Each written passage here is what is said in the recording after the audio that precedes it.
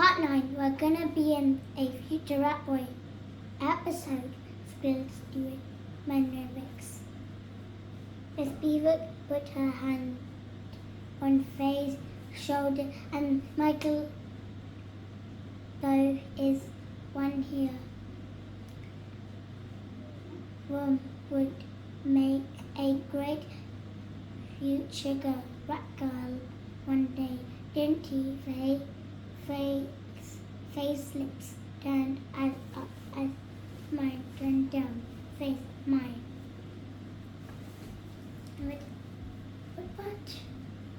But that was supposed to be me, I wailed as Sheila Demislo stepped forward. Hey, what's this kid doing inside my spare costume? She said, pointing at Gordon. A lady with a clipboard stepped out from behind of a fake wooden skyscrapers. There you are, Peninsula. She snapped. You been?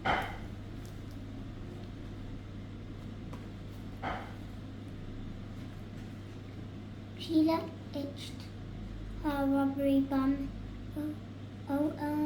Well, I kind of bumped into these little troublemakers, and then they led me the wrong way. And well, you know how these things go. Clipboard lady rolled her eyes.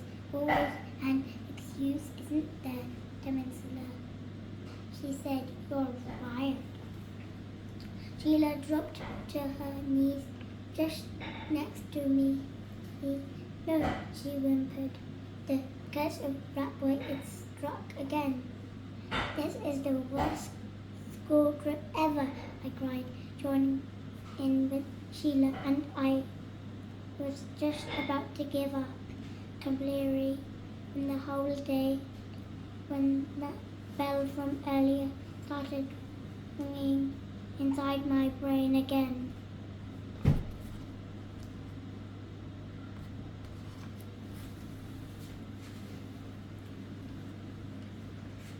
The great Blonsky revel.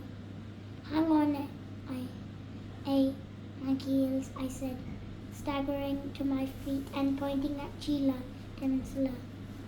She stopped crying and looked at me, though her eyes slitted in. I knew there was something heels about that costume. What costume? Said Sheila. Then she realized I was talking about the alien costume she was inside. But I said, clicking my fingers, that's Rat Boy to you, not bird, said Bunky. Okay, Rat Boy, I said, because I didn't have time to waste. Remember what I said about Rob Blonsky earlier? Bunky tried to think, which is quite hard for him. Hope, he said.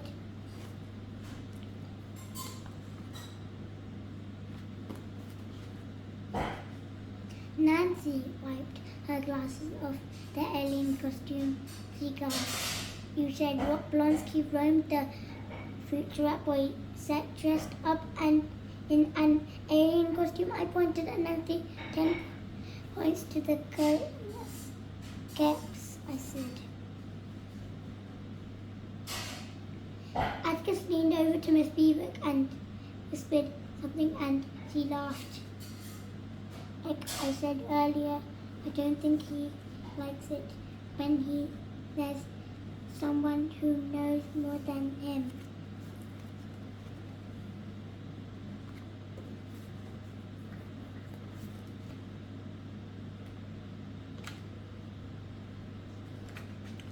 I twisted round on the spot, keeping my arms stretched out until my finger was pointing at Sheila Peninsula. Rubbery alien face. I knew your name was too weird to be true, I said, sounding like Detective Munsniff on the we found you asleep in the bin. I should have guessed there was something fishy about that right away. Or should I say something? You, the rat boy. Clipboard lady, who was still standing there, rolled her eyes. This time is the opposite direction. Asleep in the bin again, Peninsula. He said, "You are definitely fired, not bird. What in the name of the funkiness are you talking about?" said Monkey, and I reached up and patted him on the head. And the way you do to someone whose brain isn't big enough to understand.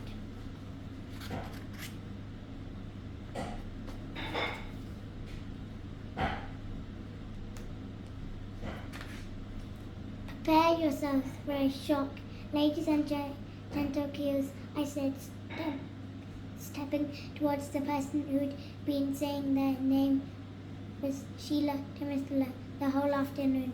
I reached out, grabbing the side of the rubbery alien mask, and got ready to wipe it off.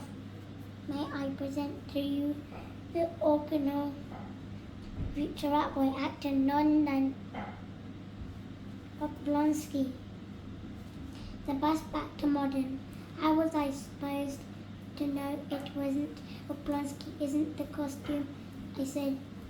998 seconds later.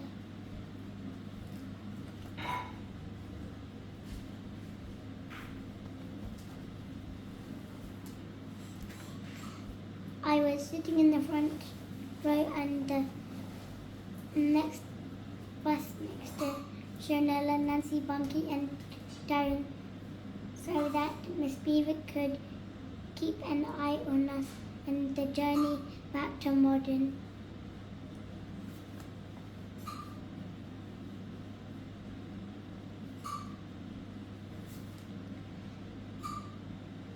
Eyes in the back of her head. At least the clipboard lady gave Sheila her job back, said Nancy. Shonella nodded nice to Atticus's to have a word with her, wasn't it? She said, "You've got a good one there, Spivak. Still shame about those airlocks in it."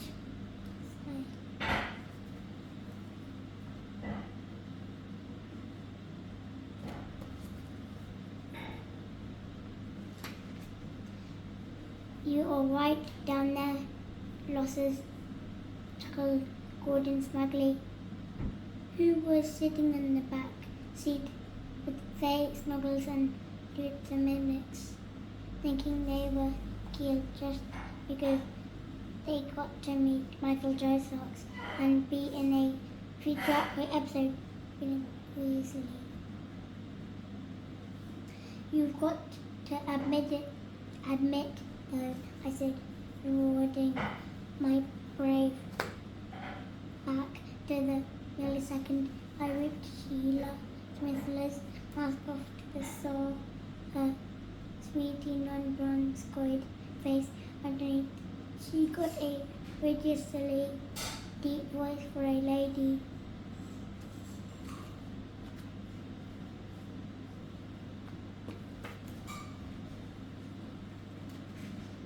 Darren peered out of the window as the skyscrapers of Hong Kong City got shorter and shorter in the distance. "I never did get a passion fruit from," he muttered, doing an eggy burp and blowing it in Funky's face. "I don't feel so good," said Funky. "Me neither," mumbled Nancy, who'd gone completely white. "Can't even see her on page." Miss Beaver resort round and smiled. "I forgot to ask, you lot manage to have any lunch?"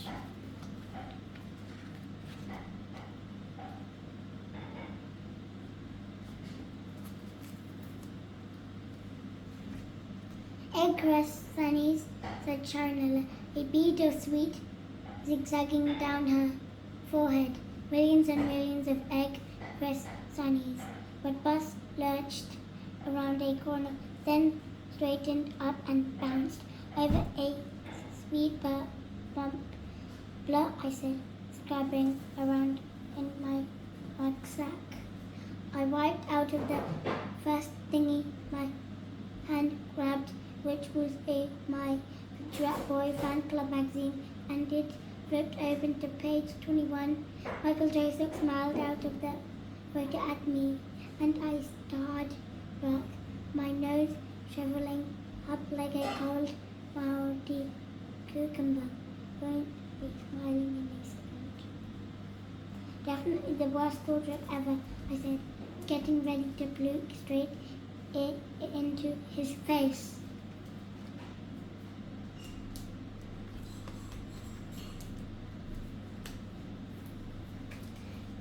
Bad boy and not birdie.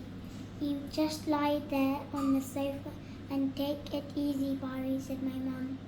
I don't know how many seconds later it was, but somehow I managed to stumble home from school after the bus dropped us there.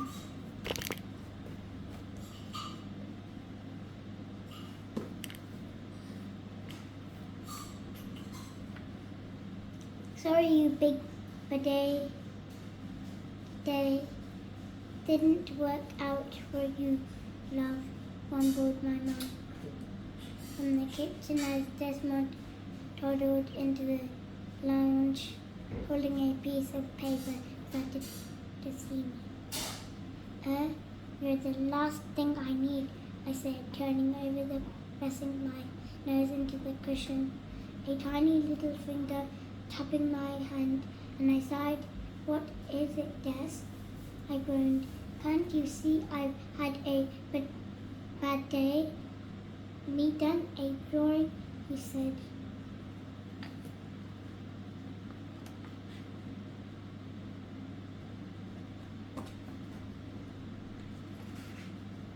Very good, Des, I said. I'll see you later, okay? Bazzy, what boy? He said.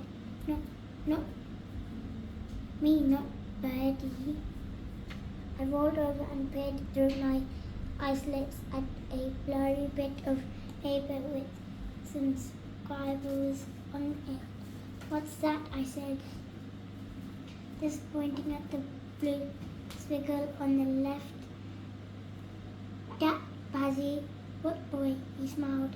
Then he pointed at a small brown squiggle on the right. Me, not Birdie.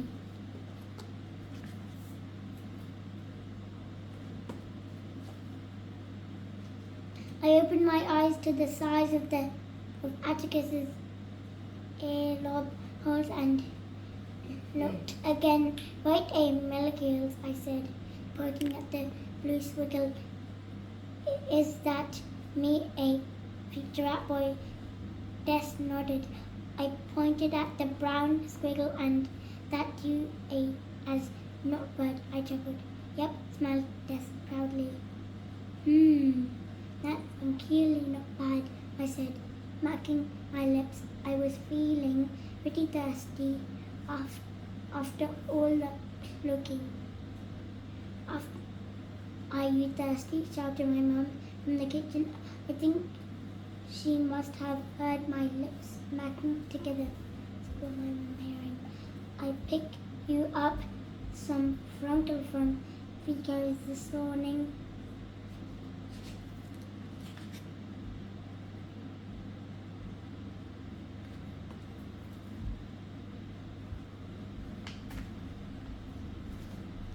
New flavor passion fruit, Snazzy.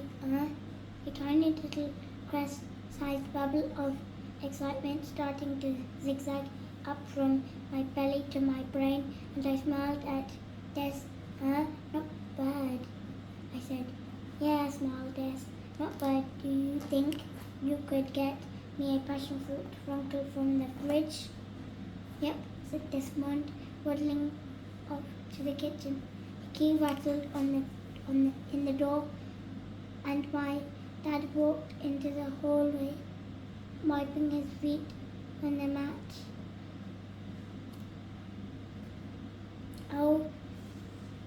I'm cold, as was my big boy's big day, puzzled from work.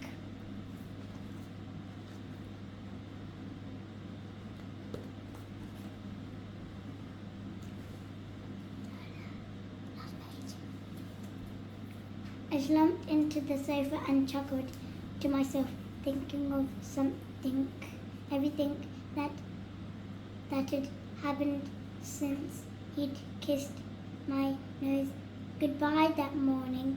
Not too bad, I suppose, was it? And smell of sick and egg crust sandwiches wafting up my nostrils. The end of the worst day ever.